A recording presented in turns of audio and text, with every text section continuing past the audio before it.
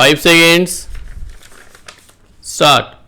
Mr. Vice Chairman, I rise to associate myself fully with the resolution and the concern which has been expressed from all the various sections of the House regarding the urgent necessity of developing rural industries.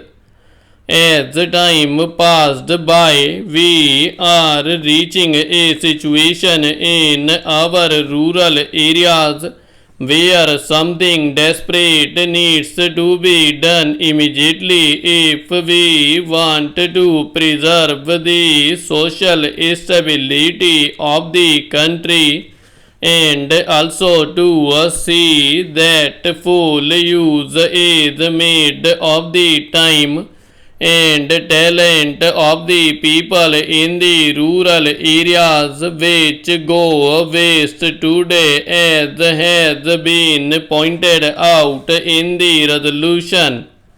Sir, the Planning Commission and the Government of India have applied their minds to the various isolated aspects of rural industries, and some valuable reports have been published and some important recommendations have been made in these reports which need consideration. But unfortunately, there is no high-level decision regarding the various issues which face the country as far as the problem of rural industrialization is concerned. We are not quite clear as to what first of all rural industries mean and what rural industrialization implies. Does rural industrialization mean the utilization of local resources in order to meet the local needs? Or does rural industrialization imply the creating of surplus in the rural areas which could be exchanged with the surplus in other centers of the country and thereby create a richer life for the rural areas? Various opinions have been expressed with regard to this problem, but there is no authoritative determination of the policy regarding the meaning of rural industrialization.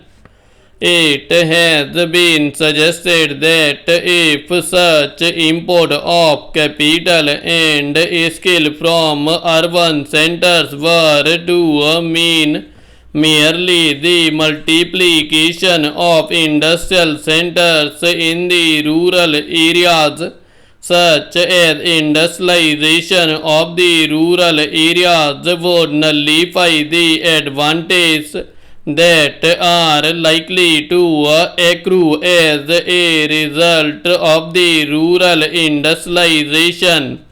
The time has come when some decision has to be taken as to what we really mean by this rural industrialization. There is also difference of opinion regarding the authority that should undertake the responsibility for this rural industrialization. From the literature that has been published in this connection, it is quite obvious that two distinct and powerful schools have been developed regarding this issue. On the one hand, there are people who believe that the task of rural industrialization should be entrusted to the village panchayats, since they represent the village people and they have the resources and the powers to raise the necessary resources from the rural areas. The panchayats, it is felt, are the competent authorities to deal with the problem of rural industrialization. Equally strongly, it has been argued by others that cooperatives are the right answer to the question as to which should be the authority that should deal with rural industrialization.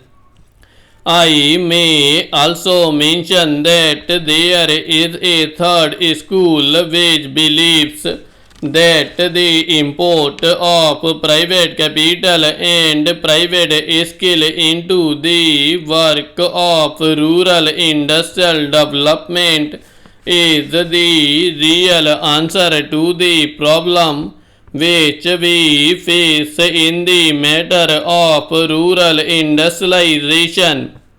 Here again, some authoritative determination of the policy has become necessary, because in the absence of such a policy, ad hoc decisions are taken which sometimes cancel each other, and therefore the rapid progress which we hope and wish for in rural industrialization becomes impossible. There is the further question of protection that may be necessary for rural industries in view of the lack of the internal economy from which rural industries would suffer. Whatever may be the answer to the first two questions, Professor Malkani has already referred to this question and various suggestions have been put forward. But all these suggestions require some detailed consideration, as there are a large number of difficulties in implementing any one of these suggestions.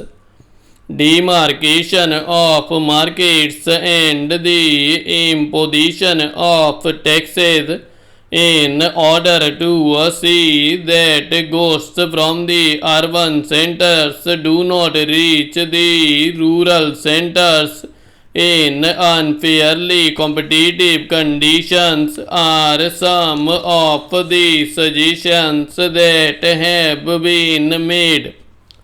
One great advantage of a vast country is the large number of markets that are available for the goods that are produced in the country. However, if these markets are artificially restricted and goods are not allowed to move from one center to another, I am afraid more problems would be raised than solved if this protection is sought to be given in this manner. Yet, protection has to be given to the rural industries if these rural industries are to develop. Therefore, serious and competent thinking is necessary in this connection, and again time is running fast. Therefore, it is desirable that we should have some authority which could examine the various issues involved and determine the policy with regard to this matter also.